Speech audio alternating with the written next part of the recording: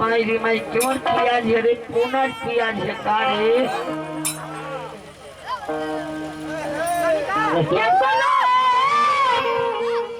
घुमल को रमतिया गठिया सरका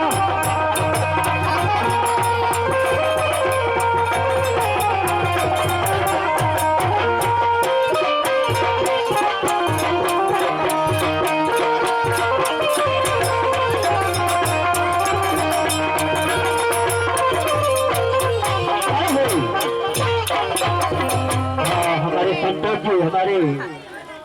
तो गायक कलाकार कहाँ गए भाई साहब? अरे भाई चाहते भाई आइए हमारे संतोष जी हमारे दुर्गसी वाले